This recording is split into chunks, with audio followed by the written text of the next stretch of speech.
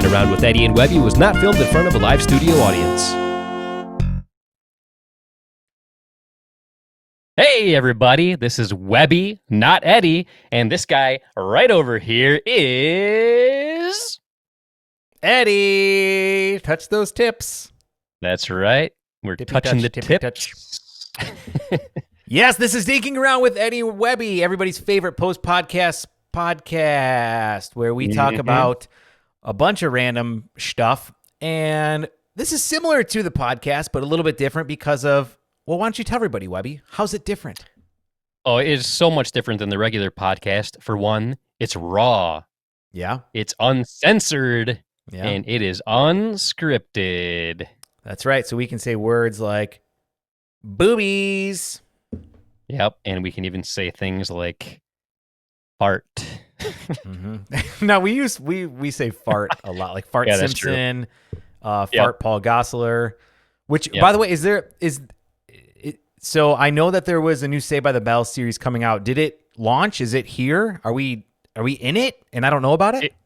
It did launch, and my family and I, we have watched every episode of it. There was 10 episodes. We watched it. We binge watched it because they released the whole entire season at once on the Peacock network, which is the new streaming network from NBC. And I was a diehard fan of Saved by the Bell growing up. Who wasn't? Exactly. Listen, if you're between the age of, like, let's say 35 and 45 and you weren't a diehard fan, you suck. Right. You were doing something wrong with life if it was not your favorite show of all time when you were growing up. You're a dummy head. Like Kelly Kapowski, How could she not be one of your first crushes in real life? Like, come on. Right? Yeah, exactly. Crazy. Yeah. So my family and I watched all 10 episodes of the reboot.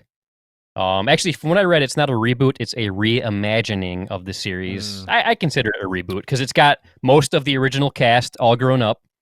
A whole bunch, and then it's got like a new cast that they focus on. Like the original cast is just kind of like a side story. The new cast, the new kids that are going to the school, are the main story. But to be honest, I thought it was great. I loved it. I thought the writing was really good. It's witty. It's funny. And I think it's very topical. They have some great throwbacks to the original. I think they did a great job. I really hope it comes back for a second season. Did Zach ever pause time in the new series? He does not. Zach doesn't do it, but there is somebody that does do it.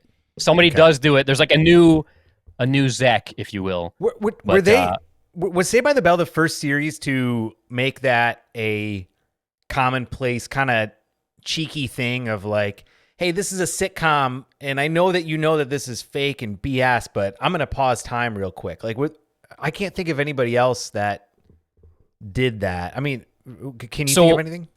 I need to go back because my family and I also recently started binge watching Fresh Prince of Bel-Air, and he did that. I have to look at the time frame because I don't know what came first. Did Fresh Prince come first, or did Saved by the Bell come first? Because Will Smith did it in Fresh Prince of Bel-Air. I can't remember which show came first, but they both did it. They both broke that fourth wall.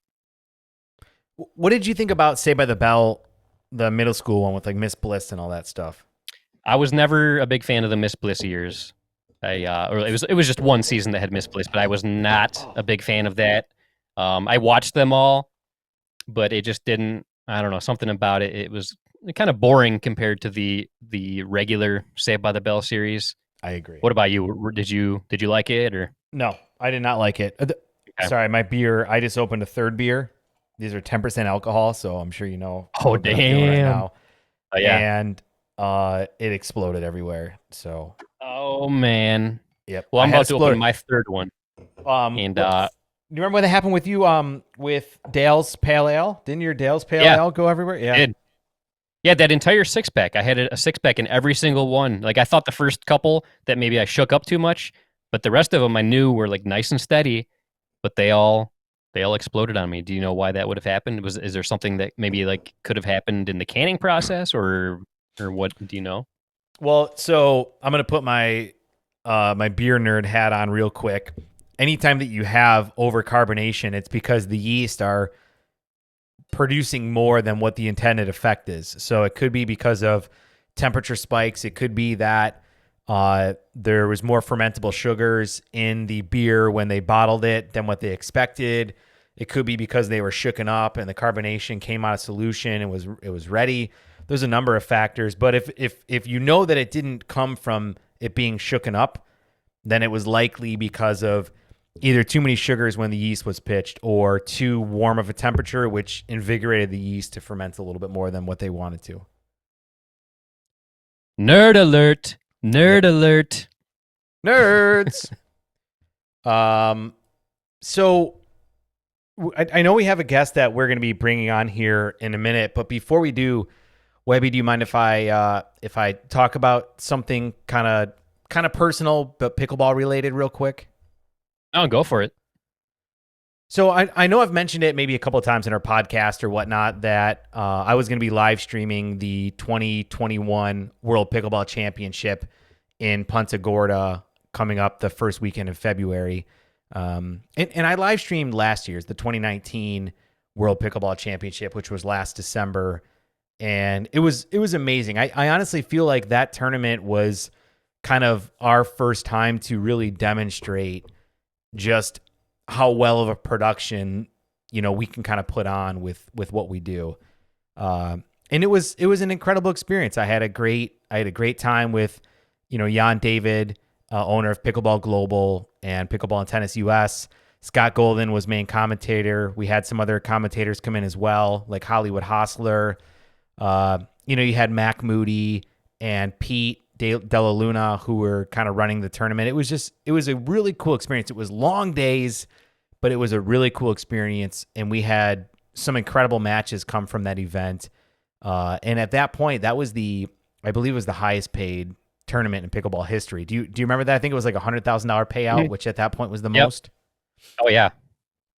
And part of me doing that, and I don't like to get into specifics around contracts and money and stuff like that, because that's not really what Webby and I are about when it comes to pickleball. Like we're like, pickleball is the main motivator, and then yes, of course, we want to be able to make money to continue to to pay for our what do you call it, our addiction, maybe. I don't know what the right term is, but anyway. So long story short, I had done last year's, and it was really with the intention and kind of the I don't want to say the promise, but the intention from everybody at Pickleball Global that this was going to be an ongoing relationship. And I was really excited about it. I was like, great. And I felt like such a good part of that event. And I felt like I was a pivotal person in that. And it was an amazing experience. And I'm so glad I did it, even though it was like super long days and a ton of work. And that's what I was intending on doing this upcoming year. And the pickleball is changing. And I really think it's actually changing a lot from the influence of the PPA coming in and really kind of changing the whole scope of pickleball, getting us on ESPN3 on a regular basis and things like that. So with the 2021 World Pickleball Championship, the championship Sunday, which is when they have all the gold medal matches for the pros, that's going to be covered by CBS Sports, which is really exciting for the sport. It's incredible. Yeah. I'm really excited about it. I think it's a huge opportunity to get more exposure out there for pickleball. At the same time, what that meant, though, was that the live streaming services that I was going to provide, which was every single day from Wednesday through Sunday, no longer meant that we had the ability to cover the championship Sunday matches. And that's not really the product that we offer. Where I see, what we offer from a live streaming service when it comes to pickleball matches is we are a soup to nuts provider. We're going to come in at the beginning and we're going to stay till the end, and we're going to live stream to the highest production quality possible as much of the event that we can, which makes sense for sponsors and tournament directors and everybody who's involved in it. And that kind of took away from it. And so ultimately I felt like it was the right decision for me. And I know I say me, Webby, but it really is kind of a joint business that you and I own together. I felt like the right decision was for us to not continue with that relationship for the World Pickleball Championship. It's not what we offer, and I don't think it represents our brand well. And I just wanted to put that out there in the public that that's why.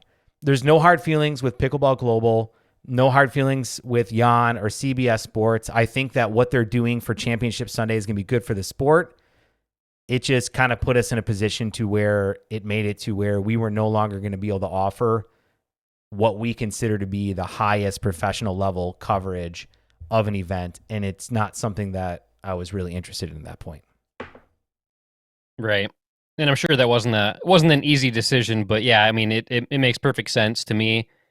I would think anybody tuning in would understand where we're coming from as well. So, yep. If not, leave us a message. Let us know what you think about it. But yeah, I mean, it like we said before, a lot of people don't realize the work, the time, and the commitment that we put into doing these live streams, and we put our blood, sweat, and tears into it. We want to make the absolute best quality content that we can. So yep. It's yeah, I think it was a good decision, like you said, based on like what we're all about, what our brand is all about, and stuff like that. So, but I do love the fact that CBS Sports is getting involved in this. I think that's going to be great for the sport. So, like Eddie said, no hard feelings, but we want to be very transparent and let you guys know what's going on.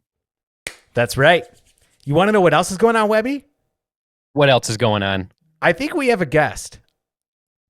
Oh, really? Yeah. Do you want to introduce our guest? Don't mind if I do. So we have somebody standing by, and I'm really excited about it because she is the co-host of a morning radio show in the Detroit, Michigan area. And I recently learned that she is a fellow pickleball lover. Ladies and gentlemen, please welcome Lauren Crocker of the Blaine Fowler Morning Show from 96.3 WDVD here in Detroit. How's it going, guys. Lauren? Hi, it's going well. What a cute setup this is. I like it. You like it? And you got beer. Okay, all right. Oh, yeah. I see where we Yeah, are. are you prepared? Listen, if I didn't have to wake up at like 3 a.m., I would be beering it with you. Tomorrow is my beer night. Tomorrow. I got to be a good girl on school nights. This is late for me. Yeah. Well, I was going to say, like, what time do you normally, like, I'm not saying like go to sleep, but like, what's your, like, I start the bedtime process at for you? Actually, usually around now. It's not even that late. But if I'm not in bed by 10, it's going to be a really long morning the next morning. Okay. Yeah. Yeah, I feel like Lauren, you and Eddie would get along very well because this, like, I feel like we're already past his bedtime right now. Yeah, see, I live in Naples, Florida, so like 9:30 is like mandatory bedtime for everybody that lives here because they're all like 75 plus that I live by, and so that's right. You're a party man right now. Yeah. Well, here's the thing. I love it. Like, I love nothing more than going to bed early and then getting up early because I feel like by the time everybody else starts their day, I'm like, my emails are checked. My day is set up. I've gone for a 3-mile walk with my dog. What have you done besides brush your teeth? Yes. You know, it's funny. I've always been a morning person. And when I actually got the gig on the morning show and actually had to work that early in the morning, I kind of resented it a little bit because I used to get so much done before my workday started. And now my workday starts so early that I have to like energize up at like 1 p.m. and restart to get all the other stuff done. And I've totally switched it, but it's all good. It's all good. That's cool. And I gotta prop out Lauren. Like, this is, I mean, you can tell she's in the radio business. Like, this is by far the cleanest guest audio we have ever had on the show. Oh, all right. By far, yes. Awesome. Okay, I'll take that. Yeah, I got a little mixing board over here. Well, I've been working from home since March. So this is, even for me in the beginning, my husband's in broadcasting too, and we had some stuff here because he works from home more than I do. But I went out and I was like, we got to get this, we got to get that, because all my good stuff's in the studio usually. Right? Has it changed the whole radio broadcasting world with what kind of COVID brought from a working remotely perspective? You know, I was just talking to my coworkers today, Matt and Blaine, about that. And, you know, we feel so fortunate every single day that we are still working and we can still do our jobs from home. Our producer, Matt, he's been in the studio this whole time because at the end of the day, our whole show runs through the studio. So someone's got to be there. But Blaine and I have been home, and yeah, I wish I was there. We all wish things were different, but I'm fortunate. I'm working. I'm happy. We can still communicate. We use StreamYard, which it's similar to this, but I like your guys' background and stuff a little bit better. But yeah, we use StreamYard so we can be on live on Facebook, which is fun. And the sound is amazing. The people listen, they have no idea that we're home unless we say that we are. Yeah. So it's been great. Yeah, I've got to admit, like my daughters and I, we listen to you guys every morning, especially like before COVID hit. Like every time we would drive to school, 96.3 FM in Detroit is what we would have on the air. We've actually, my daughters and I have all gotten through and played War of the Words on your show numerous times.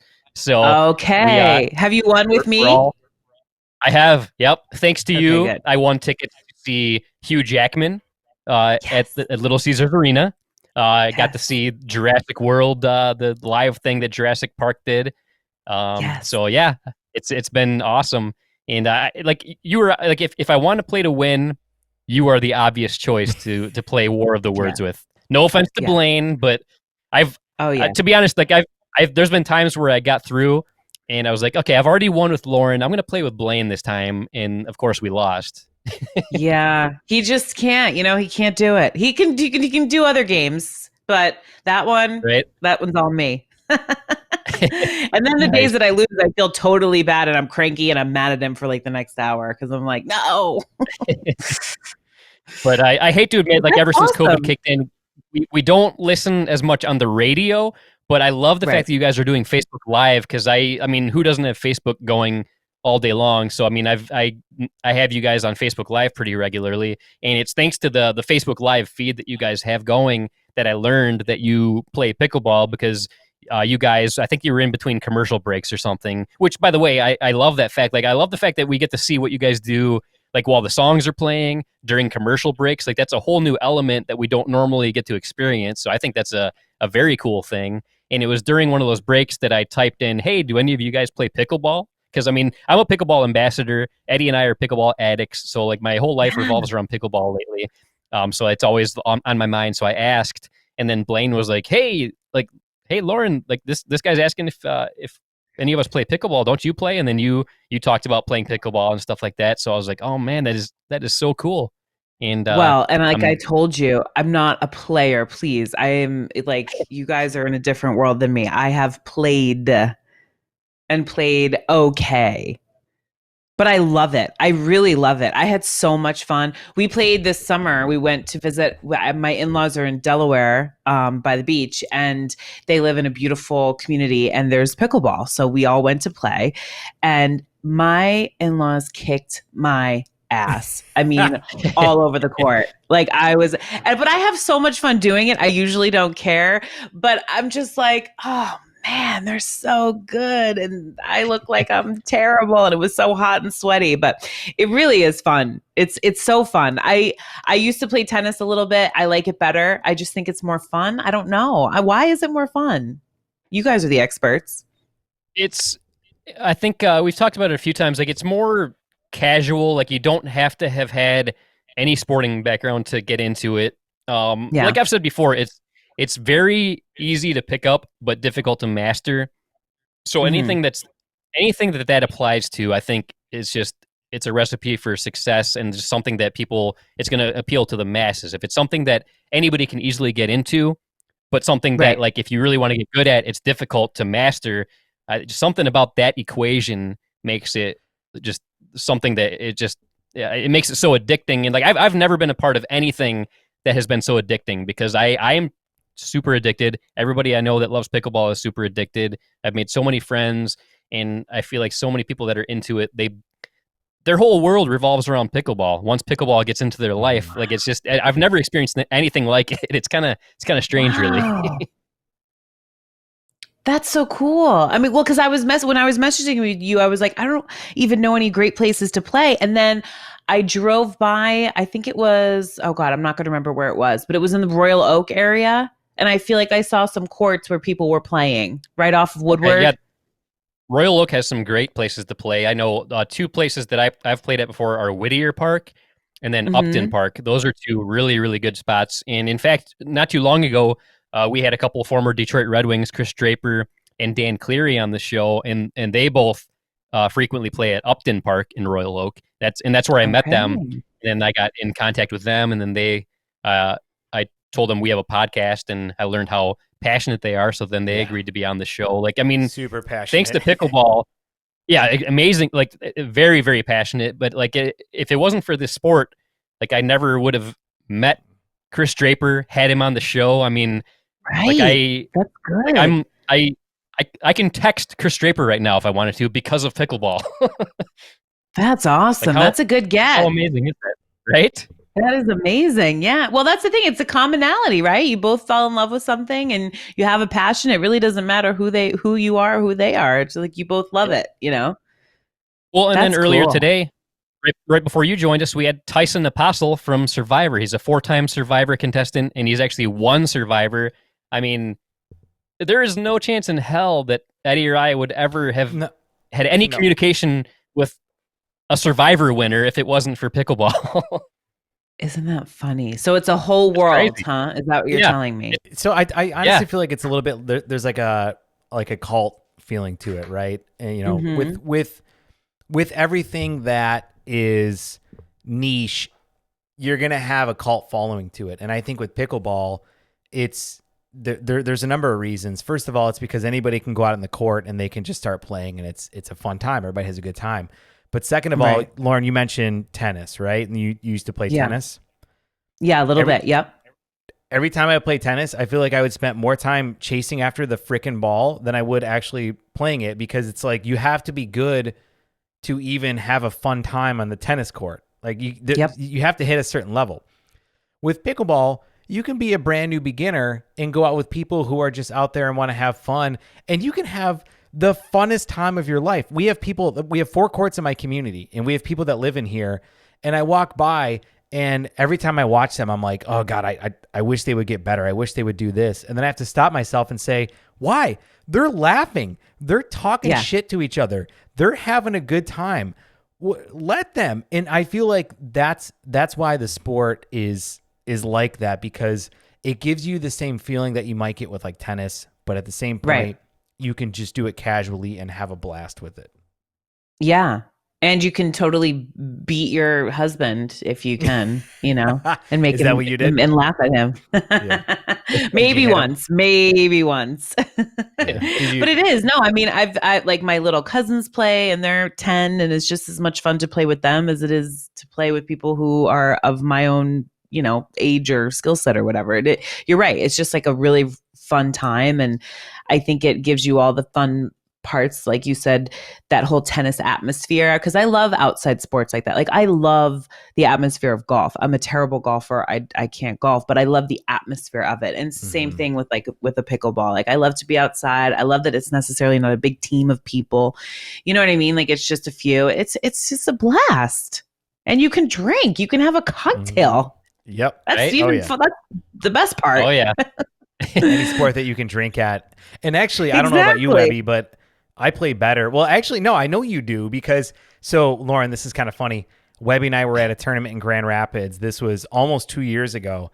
And Webby and I were getting beat bad by people that were not as good as us. And I'm like, what the hell is going on? Both him and I cracked a beer before our next match. And the next match, we won like 15-4.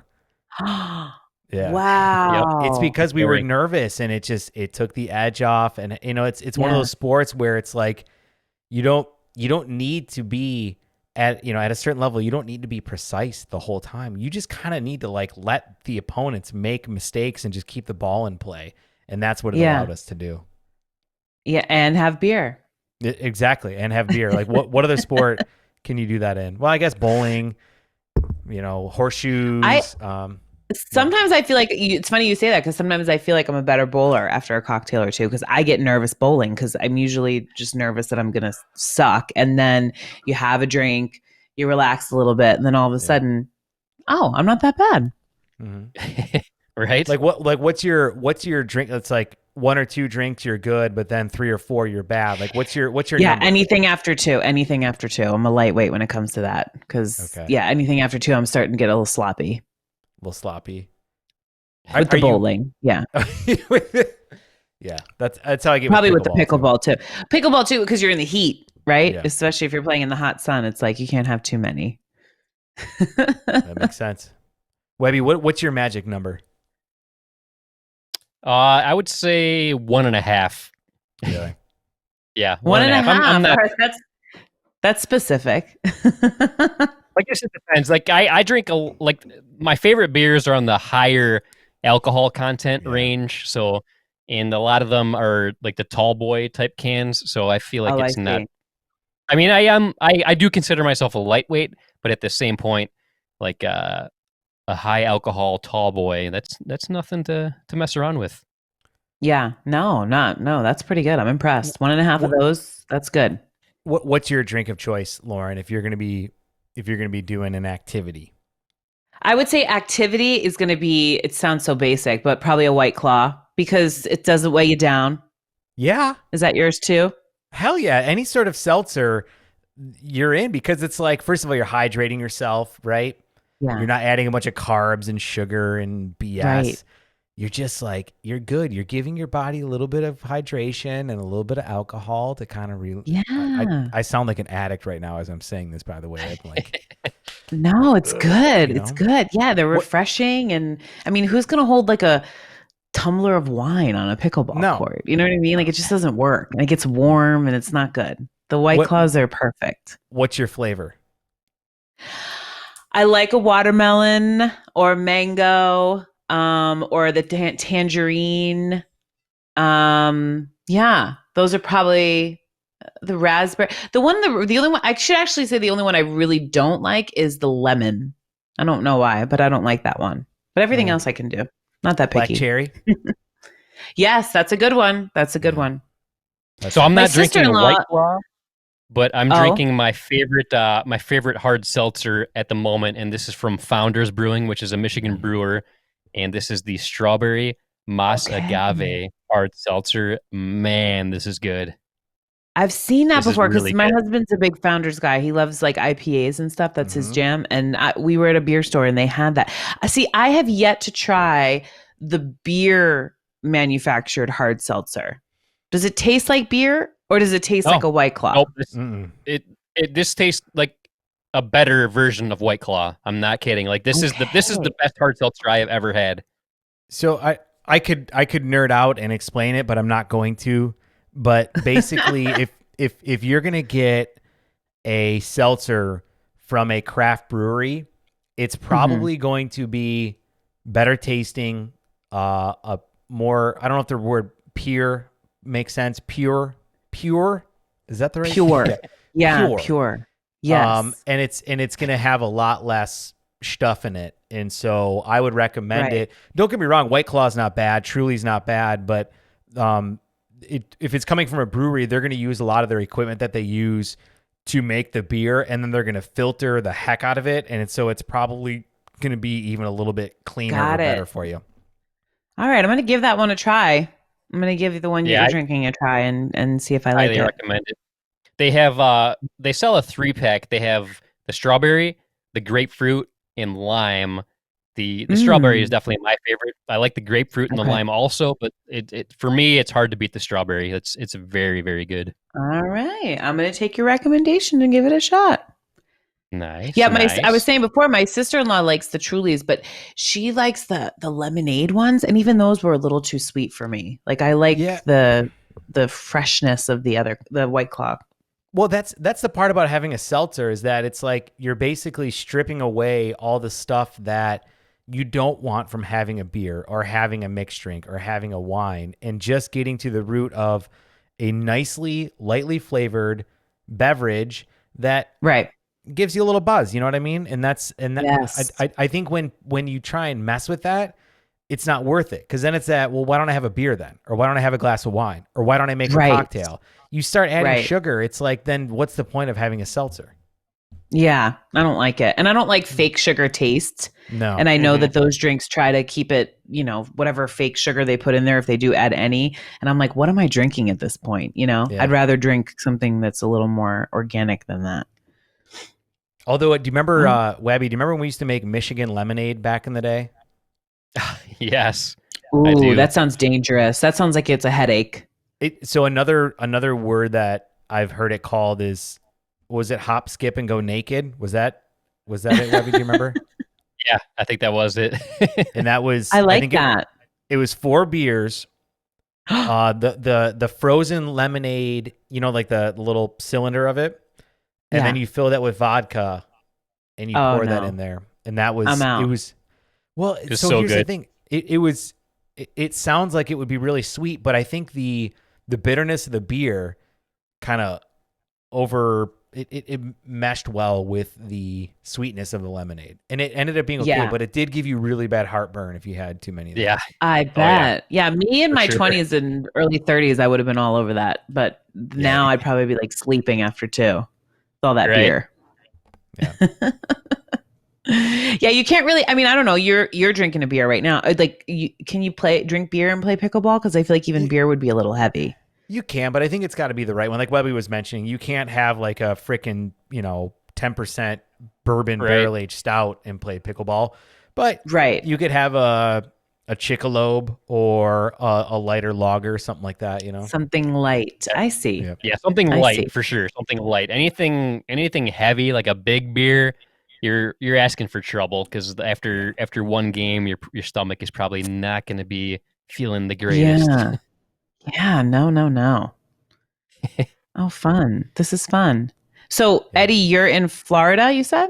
I live in Naples, Florida, which is Naples. But I'm from Michigan originally, and it's funny. I remember growing up, and I'm going to talk about your radio station a little bit, but I don't want to get you in trouble.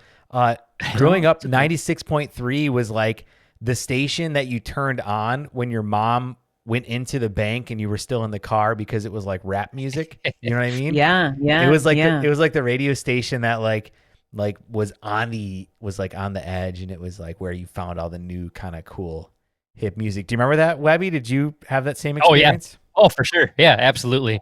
Yep. Yeah. Yeah. What was the station? I wasn't living here back then. No. Where were you at back then? Well, I originally grew up in Cape Cod, Massachusetts, outside of Boston. And then right out of high school, when I was about 18, I moved to New York, and I lived there until I came here.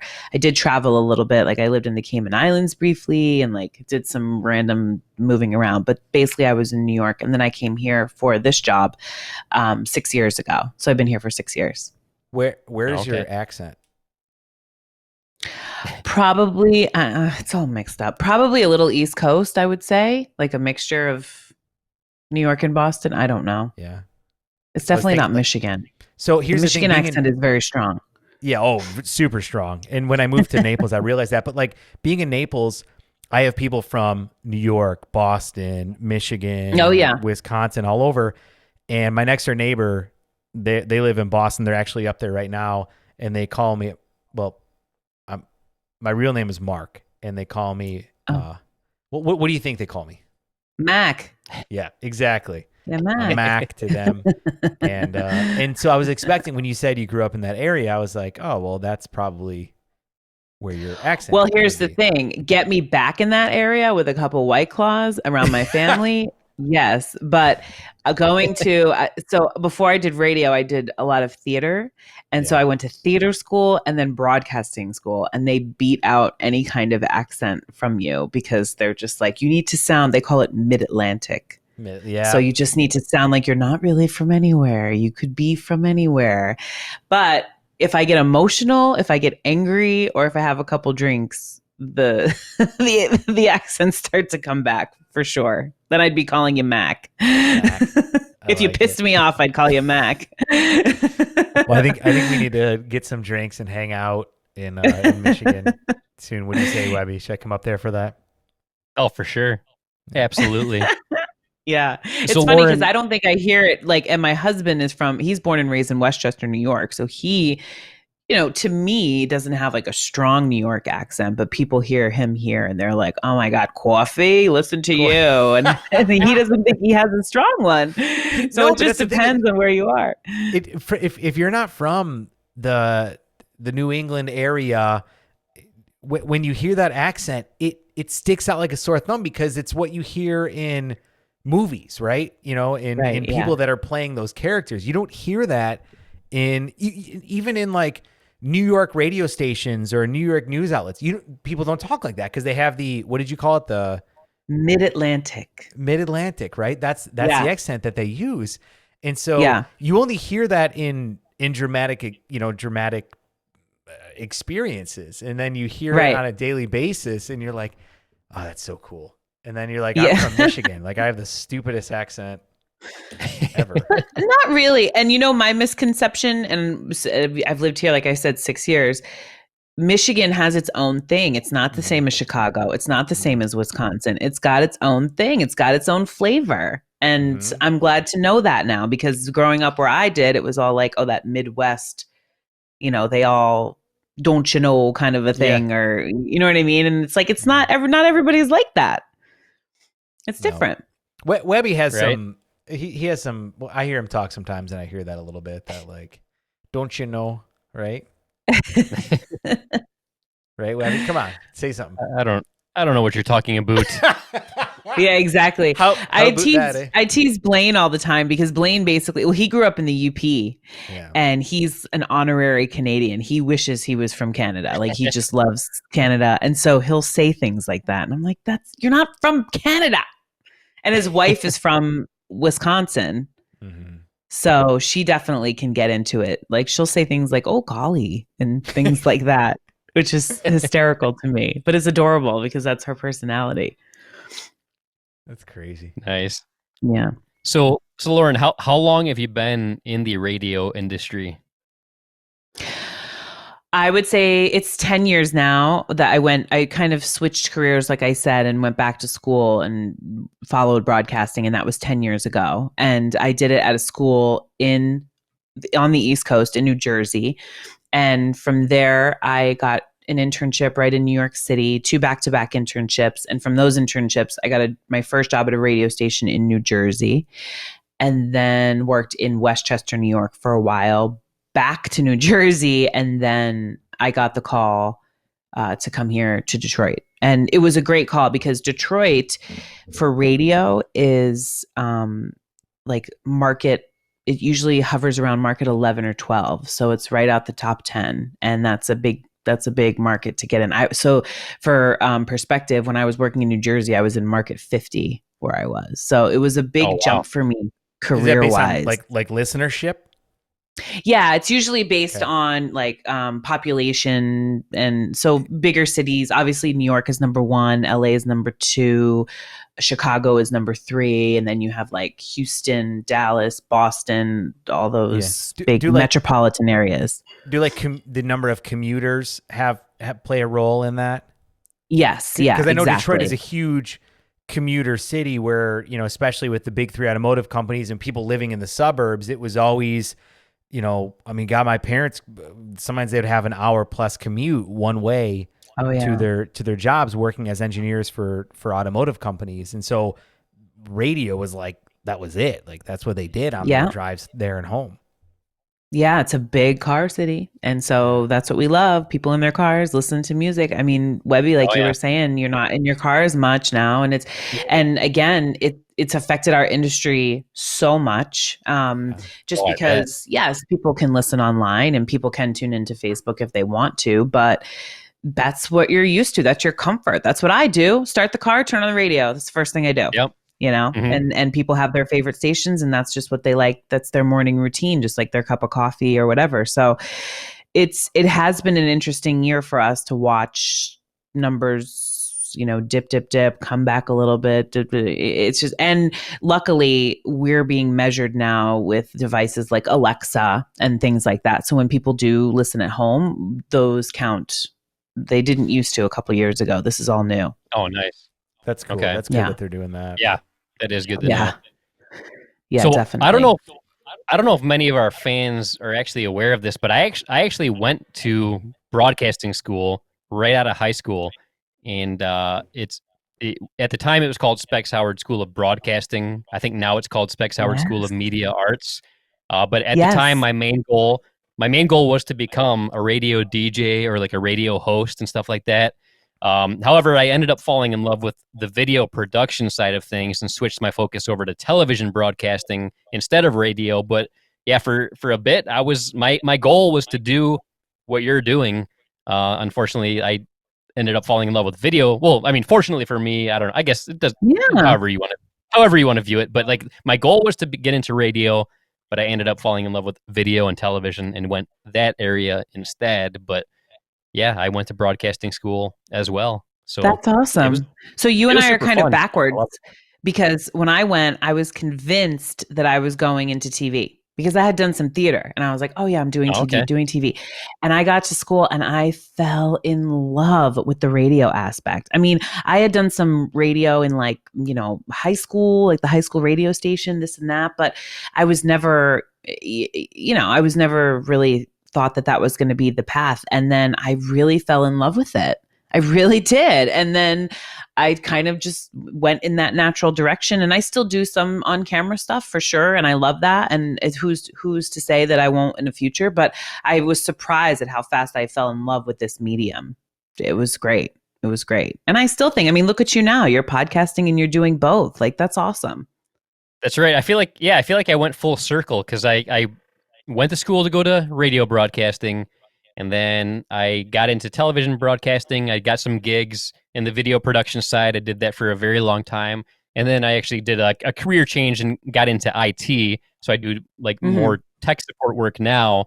But here we are now. We have, I like to consider it a successful podcast, audio podcast, slash video podcast here in the pickleball world. And I feel like I'm doing what I went to school for, but it's more of like a hobby, more of a pastime, and like a love, a passion project, if you will. And I'm loving every second that we do it. I mean, stuff like today is super fun. I mean, we had Tyson from Survivor. We've got you, somebody I've been a fan of for years on 96.3. I listen to your morning show pretty regularly. So, I mean, that's awesome. That's only because you win. That's only because you win. That helps. I mean, it helps to win stuff. I mean, definitely. But no, but it's true. And listen, if you didn't go to school, you wouldn't, you would have had the idea probably of like, I want to start a podcast or I want to do this, but you would have been so many steps behind. And so now, even though maybe it's taken you in a different path with your, career, you have this and you can do this, and who knows what it's going to turn into. You're already doing so well and you have all that knowledge, that's what the cool part is. And something that I love, that when I went to Specs Howard, I was like right at a very interesting time for the business, because we started learning on tape to tape editing, and as far as the radio side, reel to reel. Did you ever do the reel to reel editing? Yeah. So I learned how to do the analog editing, and I feel like anybody that didn't learn how to do analog editing doesn't truly appreciate how easy we have it these days with digital editing. Because I mean, when it comes to video editing, you had to edit everything. Like, you had to have everything planned out and edit it in order. Because if there was anything that you needed to change on the videotape, anything from that point on had to be redone. And it was like you had to have a whole different mindset. Nowadays, you can just like edit something and then, I'm going to add a shot here at the beginning for this 5 seconds instead of what I have here. Like, all it is a click and a drag of an object. It's such a different world now. But I love the fact that like now pretty much anything you think of, you can make happen because of digital editing. But I love the fact that I learned analog, manual tape to tape editing and reel to reel editing, because I feel like I have an appreciation for the art of editing that a lot of the younger people today will never experience. Yep.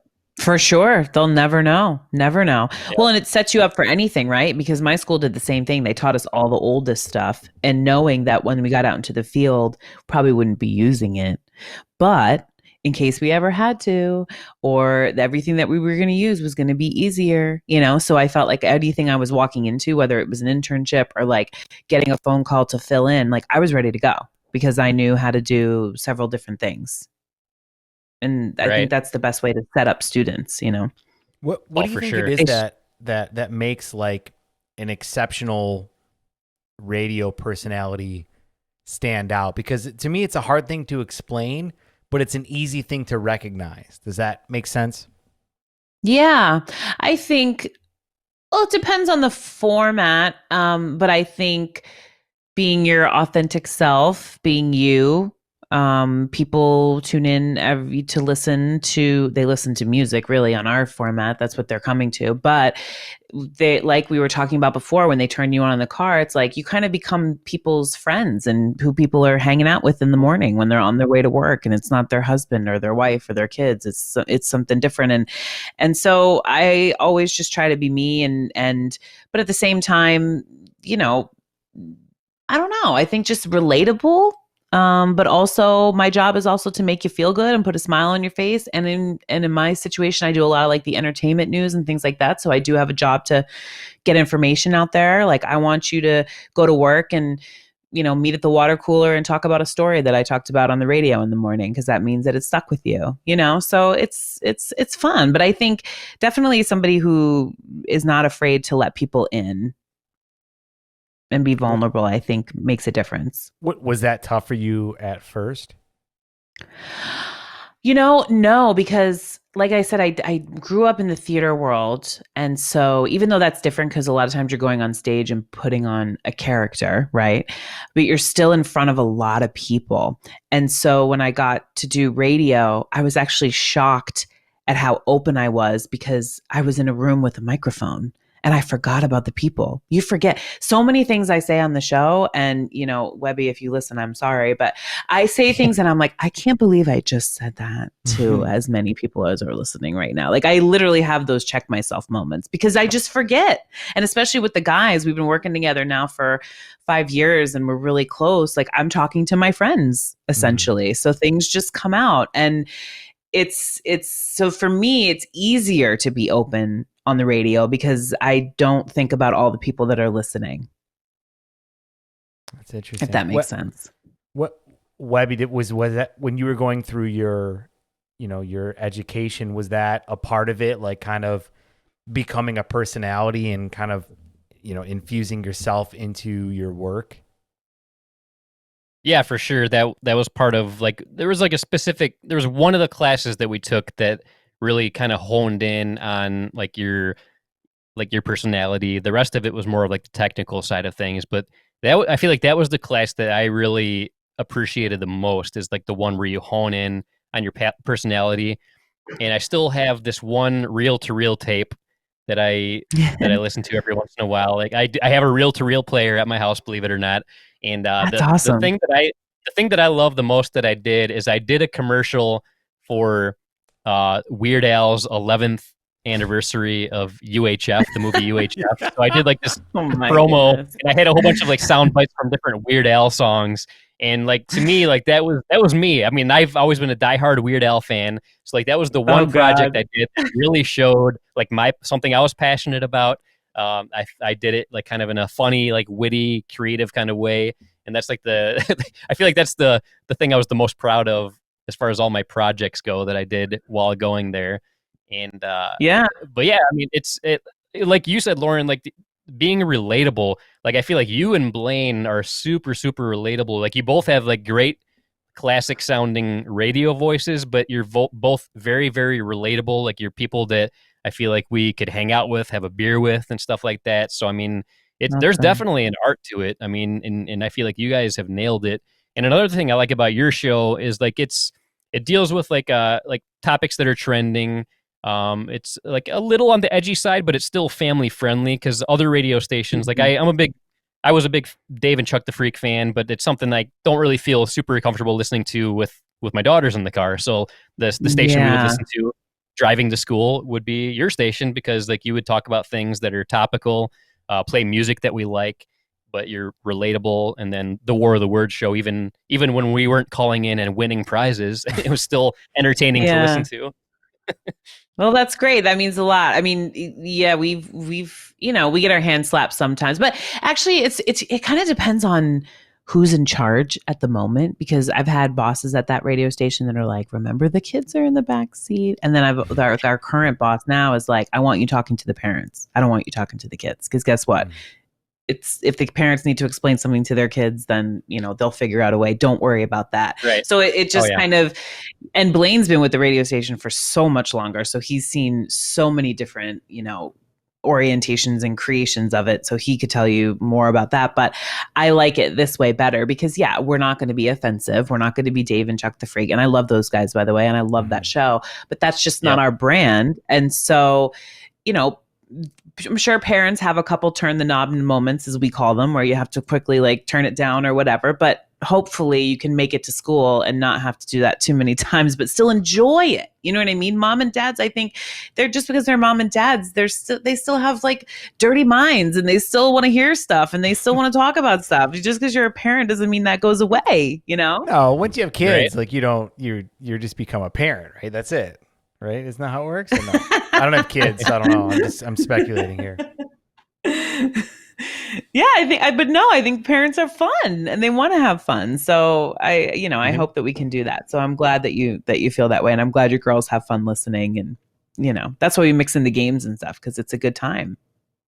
That's right. And I don't know if you can see on the screen, Lauren, but there's a comment from Addie Lulu. It says, "Hi, Lauren, big fan." Hey, Addie. Oh, I do see. Oh, I like your avatar. What are you? A little gremlin or something? Is that like I forget what it is. It's like oh man. Are you a gamer? Is that a gamer? That's actually my daughter. My daughter is the one that sent that message. So she's probably gonna give me crap for not remembering what that was. It's I can't remember what that image is from, but does it have like a unicorn horn on it? It's a cutie. I want to say it's a poopsie surprise. Believe it or not, there's like this slime thing where you open it up and then sometimes there's toys inside the slime, and I think that's with a poopsie surprise toy. Huh. You're digging yourself deeper in that ditch, Dad. Yep. Yep. You're going down the hole. Addie's gonna be like, "How do you not know what my avatar is?" It's a poopsie, Dad. Right? Come on.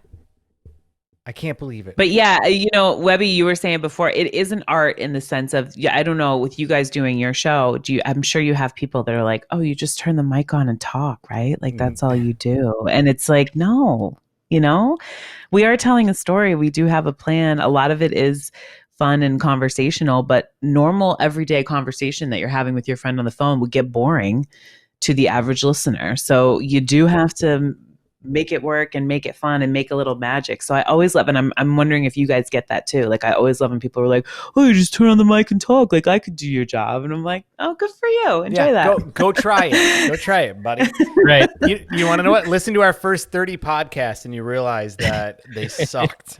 And these probably still, I mean, we're at 79 and I still feel like we have so much to learn about being radio personalities. And that's the other thing. It's the term personality. Like, I look at Eddie as a character that I play, and it's a character that I channel when I'm in this mode to get me out of that social awkwardness and that anxiety that I have about speaking out. And it's an easy way to just like bust through that crap to provide something that I think is valuable and to entertaining to some people. I don't know, Webby, if you feel the same way or not, but for sure. I've always, one of my idols growing up was Howard Stern, and one thing I learned about him is like his online persona is pretty much himself dialed up to like a 10, and I feel like that's kind of the same thing with me. Like when we're live on the show, I have way more confidence than my real life self. I'm way more shy and reserved in real life than people realize. But when we're on the air, I don't know, something about it just brings out the more confident and outgoing side of myself and things like that. Just being in front of a microphone. Like when I was at Specs Howard, people couldn't believe that I was going into broadcasting because I was like a super shy, super quiet kid. But something about being in front of a microphone and I don't know, it always brought something out in me, and it made me feel more confident and made me like myself more and stuff like that. So I don't know. I was never surprised by that, because anytime we would put a microphone in front of you, there was a side of your personality back in high school that would shine. It would come out. It would you would channel this character, this comedian, this incredible singer. I know I'm going to get like super mushy here, Webby, with you, but I always saw you as the guy that would come out when there was a camera on you, or there was a microphone on you, and that was always like, I mean, you remember we used to tell you like, you're so funny, you're such a good singer, you're so talented. That stuff came out when that pressure cooker was on, when that microphone was on you. So I think it was probably one of the best things that you could have done was put yourself in that situation. Yeah, I mean, I don't disagree at all. And like even this podcast, like I still get nervous right before we go live, especially tonight, having Tyson from Survivor on, and then knowing that Lauren was going to join us, like two people that I'm a fan of. Like something about that, like really brings out the nerves in me. So before the show, I was like, oh man, like we might have more people tuning in than usual. That sounds horrible. It's like torture to me. But then like as soon as we go live, it's like something clicks, and then all the nerves go away, and I don't know, it's just crazy. And I don't know, I love it. It's just it gives like some excitement in my life that I normally wouldn't be experiencing. So it's cool, and I like it. I like it a lot. I get nervous. I get nervous for interviews. Oh yeah, interviews make me nervous. How long did it take you be like doing the show on a regular basis before you just showed up and you're like, yeah, this is work, no big deal?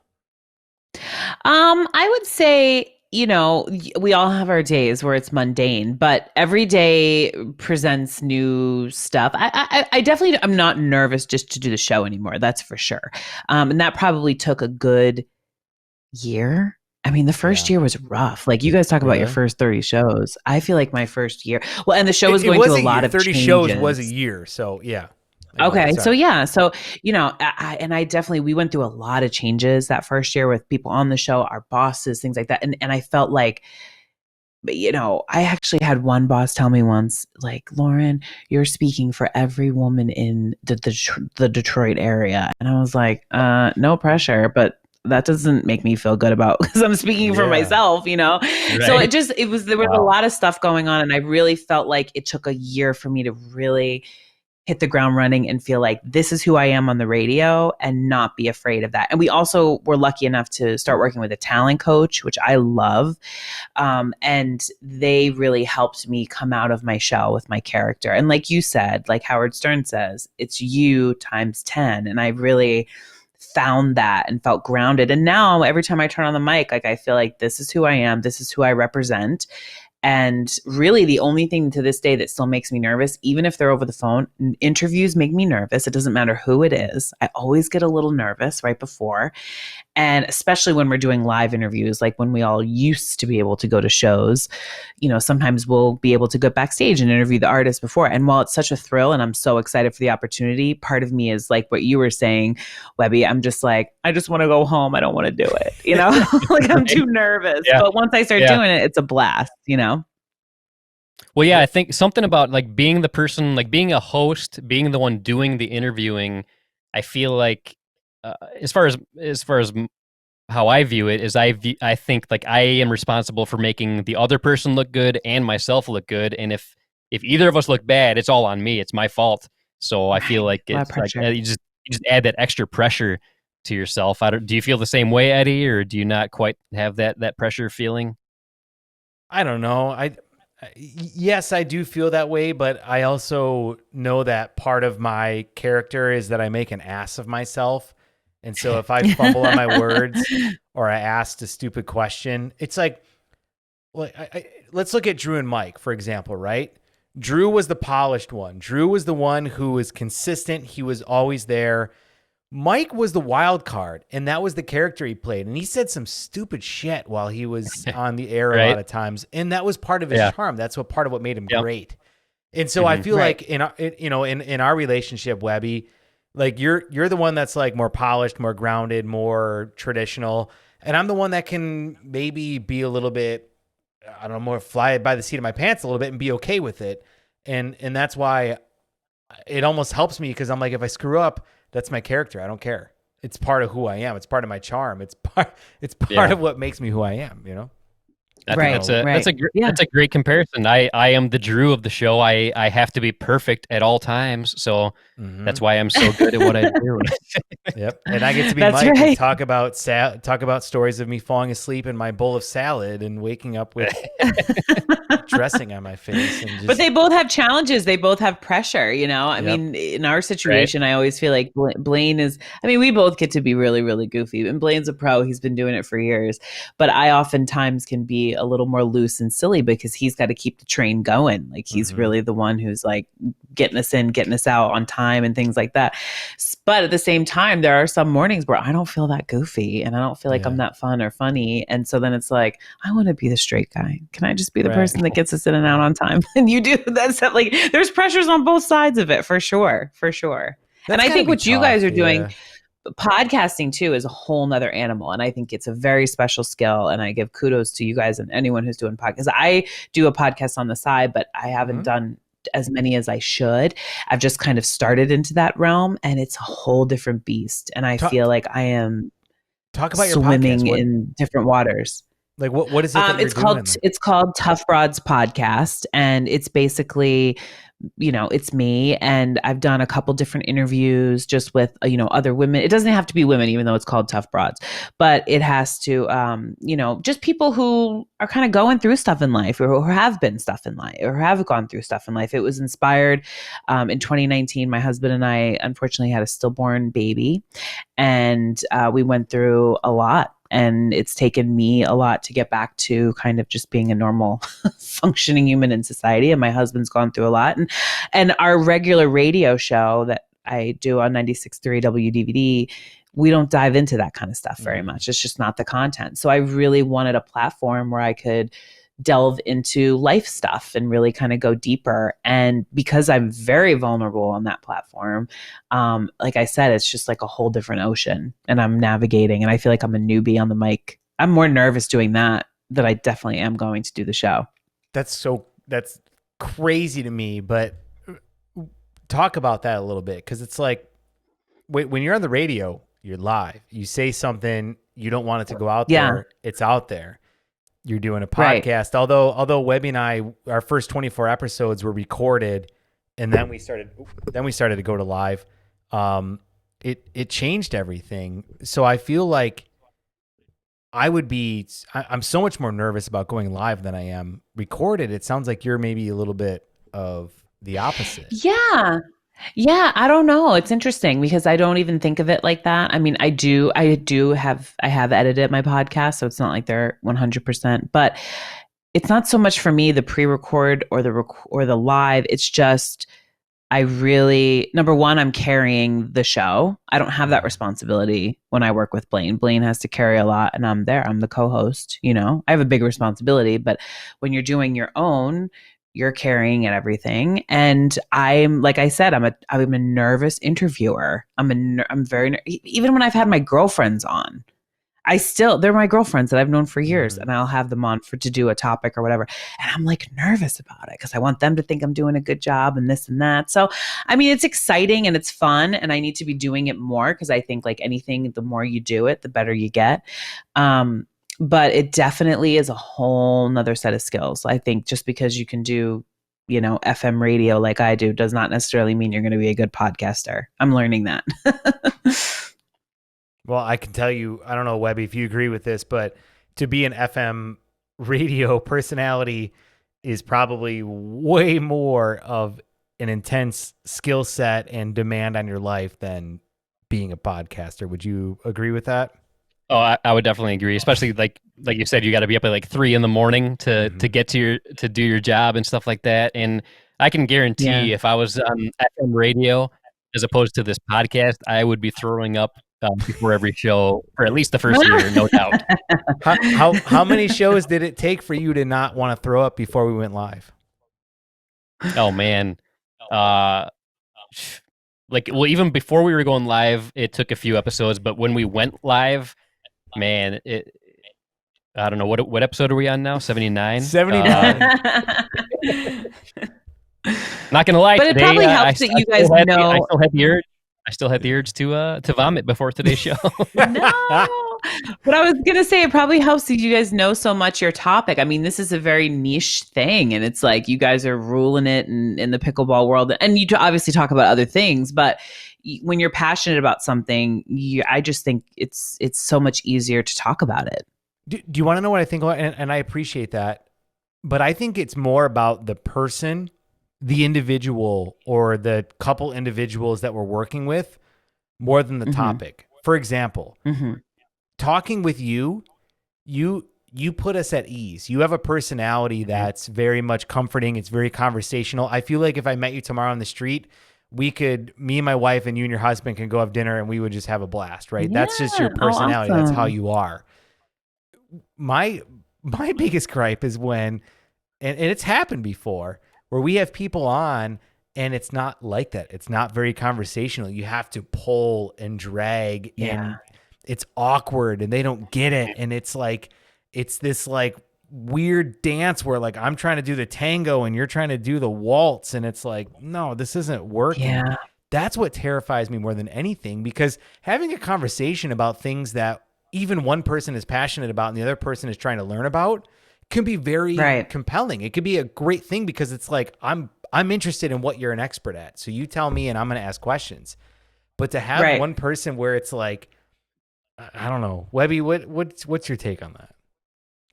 No, I totally agree. 100%. It's spot on. I couldn't agree more.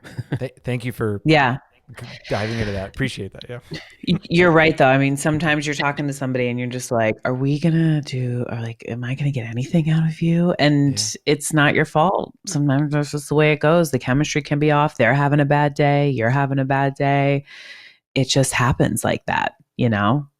What do you do in those situations though, Lauren? Like if you start to feel that, like what, cause like you're a pro, obviously, like you know what to do. Well, thanks. I don't know about that, but it depends on the person. And I mean, I always find that just being totally transparent helps. Like I've literally in the middle of interviews been like, wow, this is awkward. Like, are you feeling awkward about this? Cause I am. And again, a lot of times when I do them on the radio station, Blaine and I do them together. So he and I know each other so well now that I know when he's uncomfortable and he knows when I am, so we can kind of help each other out. But like I have a funny story. We got to interview Ed Sheeran, and it was when he played Little Caesars Arena, and it was a huge packed show, and we got to do it ahead of time. And these radio interviews, you're in the back and it's all the radio stations. So it's like us and it's like Mojo and we're all saying hi to each other and this and that. But at the same time, we're all there to work and we're all there to get an interview. So it's like, great. Right. We were last that night, which means Ed Sheeran has talked to everybody else. They all got their time and here we come. He's probably like, I want a nap and then I got to go perform. So we get in there and sure enough, I thought it was going okay, but I was so nervous. It's Ed Sheeran and Blaine wasn't there that night. He was out of town. So it was me and Maddie, our producer. And Ed Sheeran yawns in the middle of the interview. And this is like in person. Oh, God. And he gives a yawn. And I was like, I just made Ed Sheeran yawn. And it was an inside thought that happened outside. And he cracked up. I cracked up. We all laughed. It kind of like eased the whatever in the room. Not that it was tense, but everybody was kind of chuckling. And then the rest of the interview was great. So in that moment, I just called out the awkwardness that I was feeling, but it ended up adding a fun part. And he felt terrible and was like, oh my God. Well, let me give you a t-shirt. And like, it ended up being a really sweet, fun interview. But so, yeah, I mean, sometimes things just happen. It's not that Ed Sheeran is rude or I was boring him. He's freaking tired and he's got to go perform, you know? So it's just like, we just kind of go with it. And, but yeah, it's hard. It's hard because when you get people talking, you just don't know what's going to happen. And so try to just go with it. And sometimes they're just really crappy interviews and that's what it is, you know? What is there anybody in particular that you've ever met or interviewed and you were like totally fangirling on and it ended up becoming super awkward when it comes to your interaction with them? I mean, I can keep it pretty professional. I feel like if I ever had to interview Lady Gaga, I don't know if I could keep it professional because I am a major fangirl. But there have been a couple big deals. Lenny Kravitz was a big deal. I was very nervous for that. but I was able to keep it together, even though I'm sure I didn't seem like I was together. I'm trying to think. I don't know. I'm trying to think. And again, we get lucky in radio because a lot of them are over the phone. Right. The in-person ones, you tend not to be able to hide your nervousness. Bruno Mars, I was pretty excited about that one. That was in person, and I was kind of like, whoa, this is Bruno Mars. Like, but again, once you start talking to them, you're there, you have a job to do, and your job is to do this, and you kind of go into work mode, and then you hope you get a selfie. Yeah, right. Yeah. I feel like the person for me that I would have a very hard time keeping my composure with would absolutely be Weird Al Yankovic, no doubt about it. What about you, Eddie? Is there somebody that you think like it might be tough to keep your composure? Do you want to know what's kind of cool is, so throughout the years as I've been able to meet famous people, I honestly feel like the more that I meet, the more I realize like they're just people. And I know it sounds sad, but it's almost like that stigma of, oh my God, this person is a movie star, this person is this, or this person is that, has gone away to where I don't know that there's anybody that I would meet and feel to an extraordinary level of, oh my God, I just met so-and-so. My wife and I, we go to this comedy club here in Naples all the time. And this small little comedy club that has an amazing restaurant attached to it, it pulls in a lot of very famous comedians because they just want to come down to Naples and hang out. And so we've got, and they always hang out after the show right outside. You get to meet them on the way out. So I've been able to meet like, Josh Wolf and Tom Green. And it's like the more you do it, the more you realize like, it's just humans. They have all the same flaws as us. They're just as weird and awkward as we are. And they're playing this character up on stage that makes them well known. And once you can get to that level, it's just like, who gives a shit? They're just people. And it's a cool, like just connect with them emotionally. And I also feel like if you want to connect with them, you have to drop that fanboy or that fangirl energy towards it to really connect with them and like get a really good opportunity to walk away with it from a very positive experience. Yeah, that's a great way to put it. It's a really great way to put it. And I think sometimes too, it's not even the amount of fame, it's what they mean to you. Like I have people who I look up to. I'm a big Bravo girl. So Andy Cohen, for me, I love what he does. I DVR his show every night and watch it the next day. And so we got to interview him. And for me, I was like shaking. And it's Andy Cohen. I mean, Andy Cohen's a big deal, but there are more famous people than Andy Cohen, right? But it's still for me, that was like a big deal because I wanted him to think that I'm so good that he could like have me be his co-host one day. You know what I mean? Like it was that was the nerve. Same thing with Wendy Williams. I have always been a fan of hers because before she was on TV, she was on radio and I used to listen to her. And so we got to interview her in person when she was here doing a show. And I was really, really nervous. And I just wanted her to think that I was a professional and that I was doing a good job, No, I mean, I guess that's a good point. It's not just how famous they are. It's how important they are to you, right? Like if I met a Kardashian, they're probably some of the most famous people in the world, but they don't really mean a lot to me. Exactly. But if I met, like the first time, it's going to sound crazy, but it's like Simone Jardim, the number one women's player in pickleball. I do a YouTube channel with her and her and I have become friends over the years. But like the first time that I reached out to her and, it was this like charged thing because what she does with pickleball, it means so much to me. I don't know, Webby, if you feel that same way about maybe other pickleball pros or people that you've met from that, but do you feel that same way? Oh, for sure. Absolutely. But one thing that like, I feel like this show has absolutely helped me get a little bit better as far as like what you were saying, like realizing that these are just regular people. Like when we talk, like no matter how nervous I am before a show, like we have like a good 20 to 30 minutes with our guest before we go live typically. And it makes me realize like, yeah, this is just a regular person that just so happens to be really good at pickleball and they're super down to earth. They're just like us. And and because of this show, like I pretty much anywhere I go to play a tournament, I'll come across people that are fans of the show, and they'll come up to me, and it just blows my mind that people actually like know of us and are familiar with our show.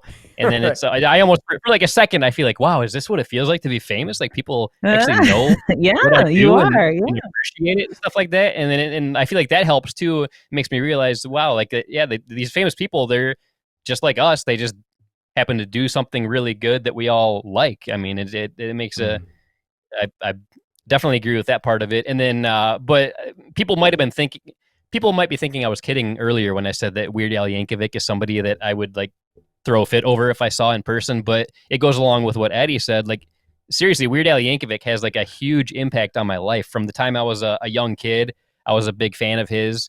My daughter's first concert ever was a Weird Al Yankovic concert. I mean, my entire life, I've been a giant fan of Weird Al Yankovic. I feel like his humor and his song parodies kind of like shaped my humor. I'm a huge fan of song parodies. We've done pickleball related song parodies on our YouTube channel and stuff like that, and it's because of Weird Al Yankovic. So I do feel like he's I can't think of anybody else that's famous that I would be more of a fanboy and get really giddy about if I were to meet in person than Weird Al Yankovic.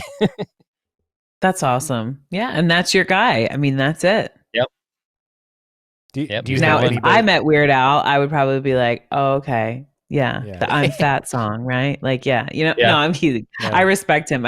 Listen, whenever we give away Weird Al tickets on our radio station, the phones go nuts. Really? Oh yeah. Oh, his fans are diehard. His fans are diehard. I mean, I get DMs like, "When are you doing Weird Al? When are you doing Weird Al?" Like, people go crazy. So I get it. Like, you are not alone. Well, to be honest, I never realized that your station gave away Weird Al tickets, so you will be getting DMs from me every day from this point on. You know what? And I will. And next time we have some, I will DM you, and I will. And hopefully soon we'll all be going to concerts again. But he was at like I think it was like summer 2019, maybe. He was at Freedom Hill, I think. And I mean, I'm talking like you would have thought it was the Beatles. Like his fans are diehard. Right? They were crazy. Yeah. Well, I'm not kidding. Probably my favorite concert experience, it was a couple years ago. It was a Weird Al concert, and he did this very small venue, and it was all of his non-parody songs. So like every album he released, he always did some original songs, but then of course he did the parodies that everybody knows and loves. Well, he did a concert where it was nothing but his original songs. And to be honest, that was probably my favorite Weird Al concert I've ever been to, because I mean, I always liked the things he did in addition to the song parodies. Like the other songs that he did were hilarious and great too. And it was such a cool concert. In his normal concert that he does, he pretty much does the same exact show that he's done for the past 20 years. Like whenever he does his song parodies, like he has like a certain set list he does, he gets in a certain costume, and it's very fun and entertaining. But if you've seen it a couple times, you know exactly what to expect. But with this show, another thing that was very unique about it is every single show he had a different set list, because he has so many original songs that he had a different set list for every single one. So every single concert he did was unique. And and like in between each song, he would talk about like why he wrote the song, what the inspiration was, and it's just something that you didn't get to experience in his normal concert, and it's something I'll never forget. It was an awesome experience. Yeah. Gotta love it. Gotta love Weird Al. Yes. Shouts to Weird Al. Yep. Well, Lauren, this has been awesome. Like, it's been so cool to have you on to talk. It's just I think you're great. I think it's so nice to be able to just kind of connect with you, and I'm looking forward to kind of digging into more of what you're doing. Talk about this. You mentioned a podcast. Can you talk about that a little bit more and how people can find it? Yeah, it's on all the places you can get podcasts. So it's there on Apple Podcasts. It's on Podbean, and I have this is what's easier. If you go to my Instagram at the Lauren Crocker, it have like a link, and it has like, you can go there and you can find it whatever your podcast platform is. It's in my bio. The link is in my bio.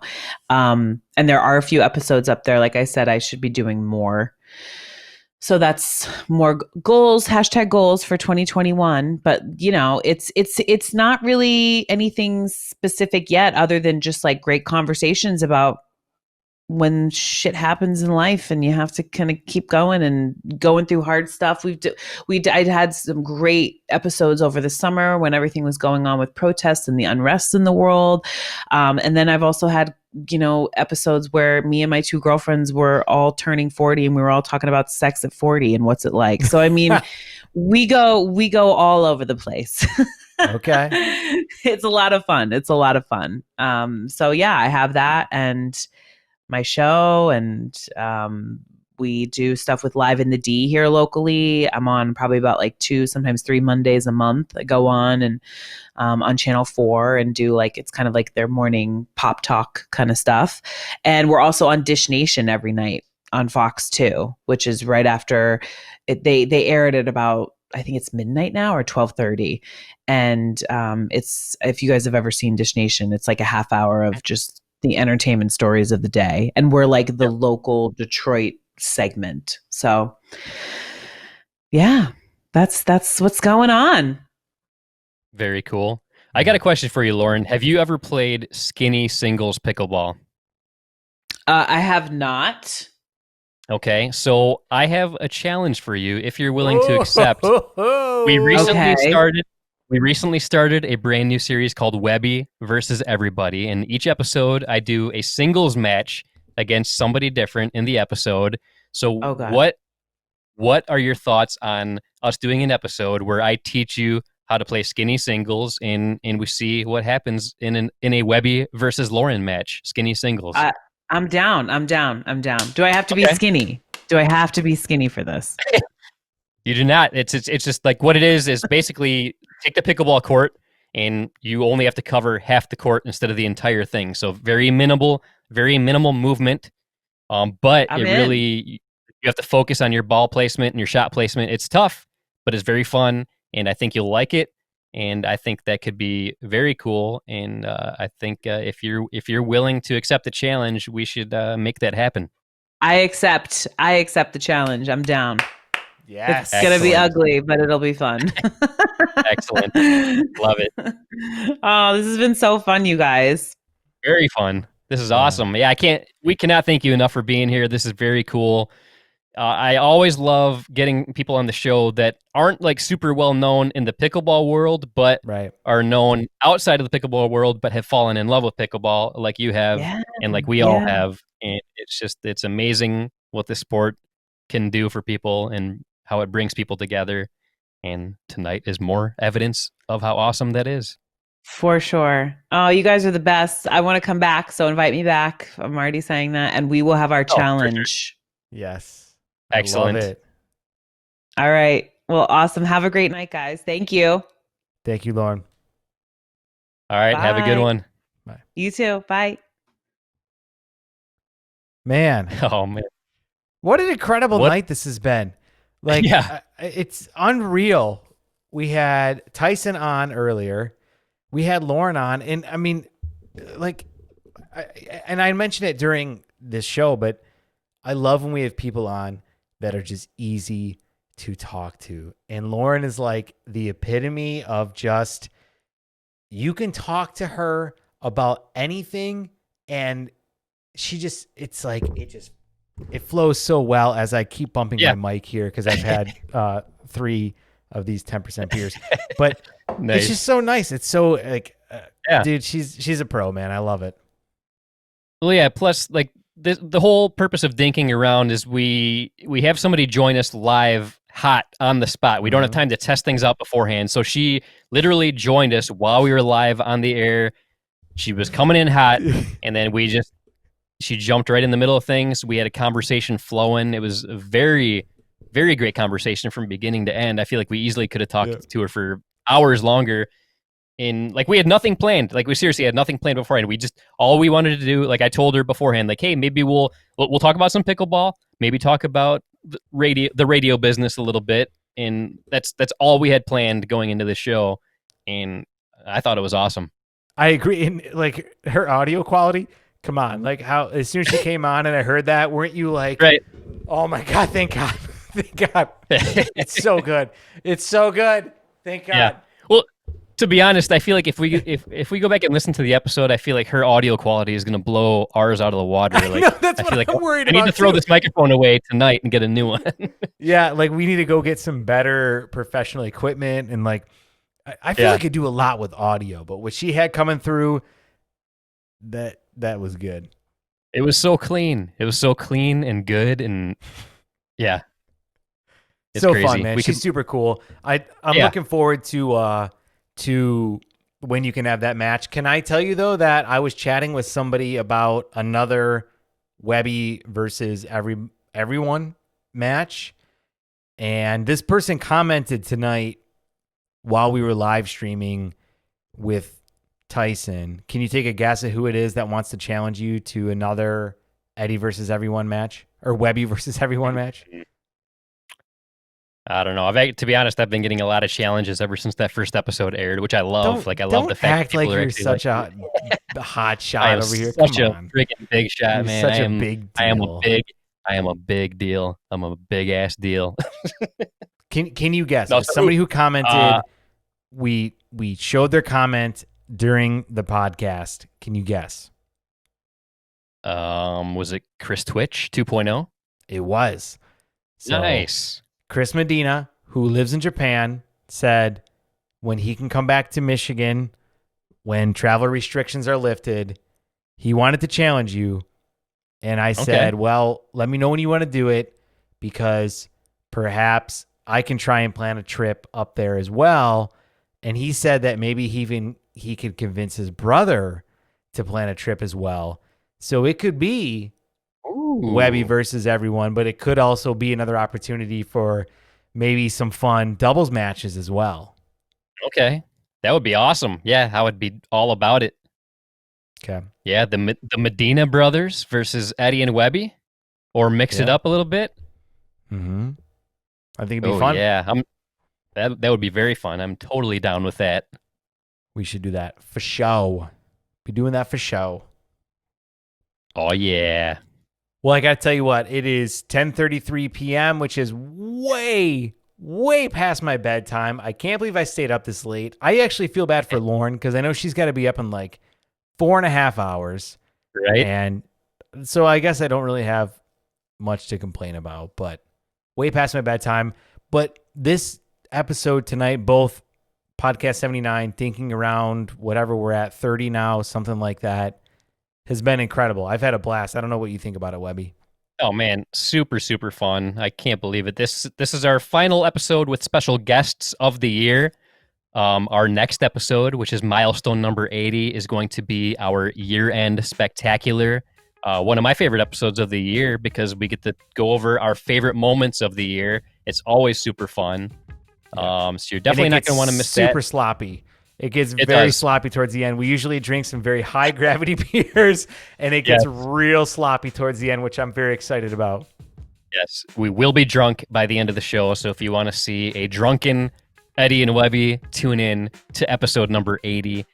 We are going to celebrate, and for very good reason, milestone number 80. I can't wait. That's going to be a good time. We're going to have some great videos. We're going to go through our top 10 moments of 2020, which there has been more than 10. We had to narrow it down to 10. We might have some good drinks. We might have more gifts to give to each other. You never know. You never know what's going to happen during that episode, but it's a good one. You're going to want to tune in. That is happening on 20 days from now, which is December 23rd, right, Webby? That is correct. That's right. Anything else you want to bring up tonight? No, this was a super, super fun night, and I think now is a great time to end it for tonight, and we'll see you next time, everybody. Well, that's right. Well, thank you guys for tuning in to Dinking Around with Eddie and Webby. And on that note, I'm Eddie. And until next time, this is Webby, not Eddie, signing off. See ya.